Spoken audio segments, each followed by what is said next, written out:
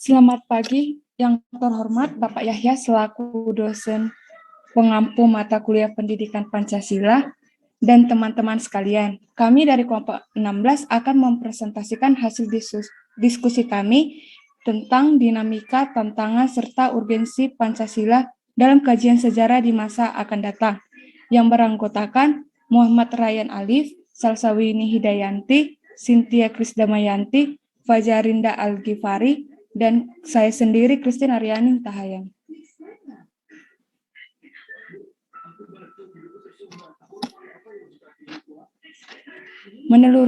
Menelusuri konsep dan urgensi Pancasila dalam arus sejarah bangsa Indonesia.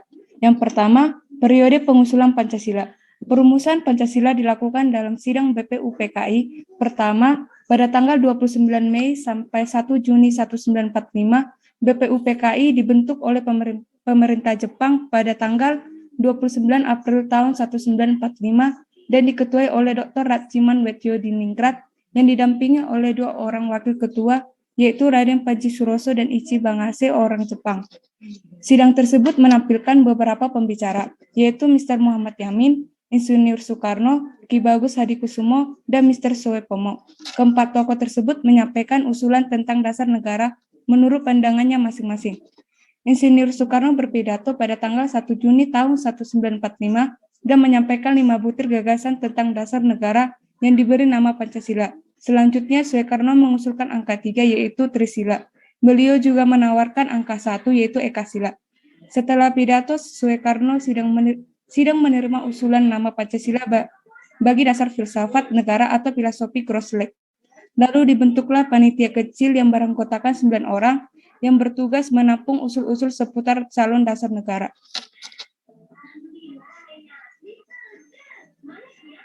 Yang kedua, periode perumusan Pancasila.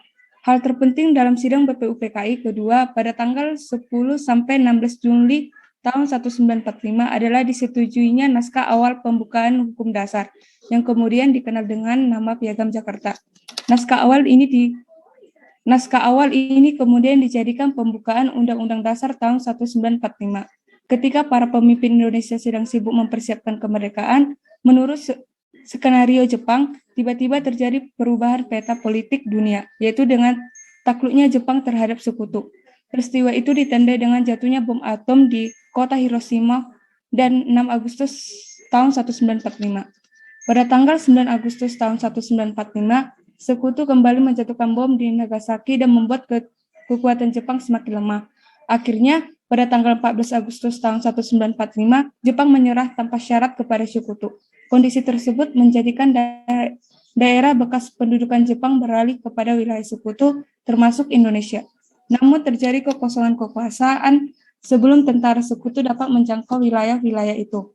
Hal tersebut dimanfaatkan para pemimpin nasional untuk segera mengambil keputusan untuk mempercepat rencana kemerdekaan bangsa Indonesia.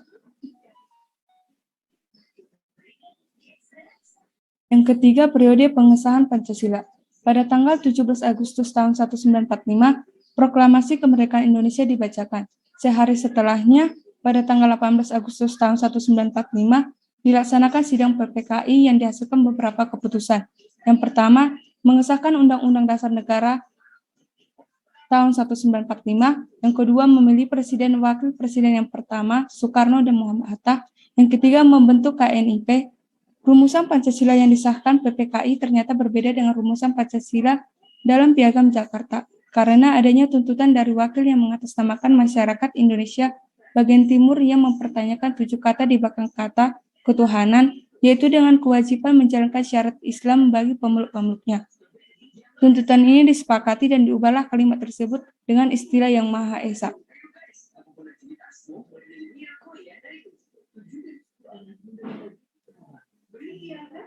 B.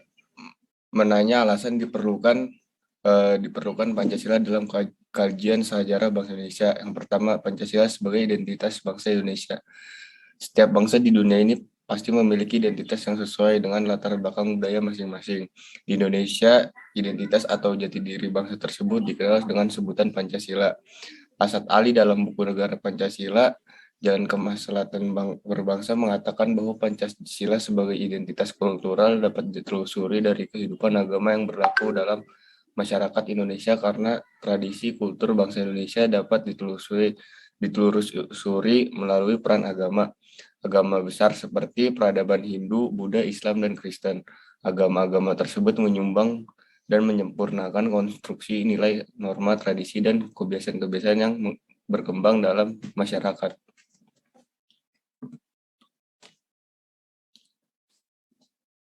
Yang kedua, Pancasila kepribadian bangsa Indonesia. Pancasila sebagai kepribadian bangsa Indonesia artinya nilai-nilai ketuhanan, kemanusiaan, persatuan, kerakyatan, dan keadilan diwujudkan dalam sikap, mental, dan tingkah laku, serta amal perbuatan meskipun nilai-nilai tersebut juga terdapat dalam ideologi bangsa-bangsa lain.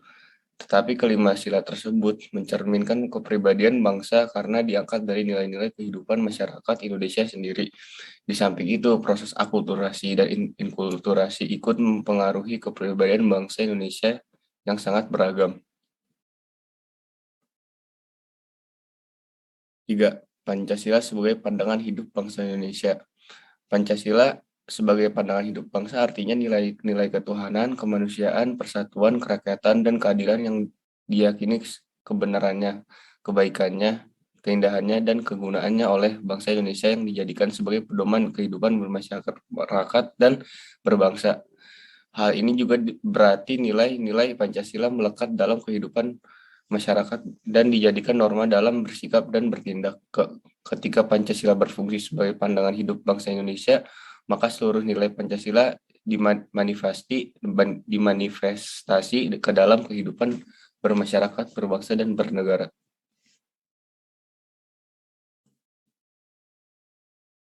Empat, ada Pancasila sebagai jiwa bangsa. Konsep ini mengatakan bahwa setiap bangsa mempunyai jiwanya masing-masing, yang dinamakan Volkes, jiwa rakyat atau jiwa bangsa. Pancasila sebagai jiwa bangsa lahir bersamaan dengan lahirnya bangsa Indonesia. Pancasila telah ada sejak zaman dahulu kala bersamaan dengan adanya bangsa Indonesia. Kelima, ada Pancasila sebagai perjanjian luhur. Perjanjian luhur memiliki arti nilai-nilai Pancasila sebagai jiwa bangsa dan kepribadian bangsa. Hal ini disepakati oleh para pendiri negara sebagai dasar negara Indonesia. Kesepakatan tersebut merupakan bukti bahwa itu merupakan pilihan yang tepat.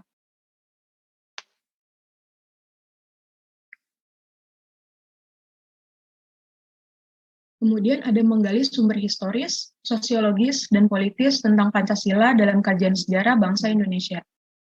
1. Sumber historis Pancasila. Nilai-nilai Pancasila sudah ada dalam adat istiadat, kebudayaan, dan agama dalam kehidupan bangsa Indonesia sejak zaman kerajaan. Salah satunya adalah sila ketuhanan. Meskipun praktik pemujaannya beraneka ragam, tetapi pengakuan tentang adanya Tuhan sudah diakui sejak zaman dulu. Kedua, ada sumber sosiologis Pancasila. Nilai-nilai Pancasila secara sosiologis telah ada di Indonesia sejak dahulu. Salah satunya adalah gotong royong antar tetangga untuk keperluan umum di desa. Kegiatan tersebut dilakukan dengan semangat kekeluargaan sebagai cerminan dari sila keadilan sosial. Ketiga, ada sumber politis Pancasila. Nilai-nilai kerakyatan dapat ditemukan dalam suasana kehidupan pedesaan yang demokratis dan dijiwai oleh semangat kekeluargaan sebagaimana tercermin dalam sila keempat Pancasila, yaitu kerakyatan yang dipimpin oleh hikmat kebijaksanaan dalam permusyawaratan perwakilan. Sehingga semangat seperti ini diperlukan dalam mengambil keputusan, yaitu musyawarah. D. Membangun argumen tentang dinamika dan tantangan Pancasila dalam kajian sejarah bangsa Indonesia. Yang pertama, argumen tentang dinamika Pancasila dalam sejarah bangsa. Dinamika Pancasila memberatkan pasang surut dalam pelaksanaan nilai-nilai Pancasila. Pada masa pemerintahan Presiden Soekarno, yang kita tahu Soekarno adalah termasuk seorang perumus dan pemberi nama dasar negara. Dalam perjalanan pemerintahannya, ideologi Pancasila mengalami pasang surut karena dicampur dengan ideologi komunisme dalam konsep Nasakom. Pada 1960-an, Nasakom memang lebih populer daripada Pancasila. Nah, pada saat Presiden Soeharto, Pancasila dijadikan pembenar kekuasaan melalui penataran P4 atau yang lebih tepatnya TAP MPR nomor 2 tahun 1978 tentang pemasarakatan P4. Pada masa Soeharto, Pancasila menjadi asas tunggal bagi semua organisasi politik dan organisasi masyarakat. Namun dalam penerapan nilai-nilai Pancasila dalam masa pemerintahan Soeharto masih menyimpang karena pada rezim Soeharto praktek KKN, korupsi, kolusi, nepotisme masih jalan. Yang menjadi alasan rezim Soeharto itu digulingkan karena KKN itu. Terus yang kedua, argumen tentang tantangan terhadap Pancasila dalam kehidupan berbangsa dan bernegara. Salah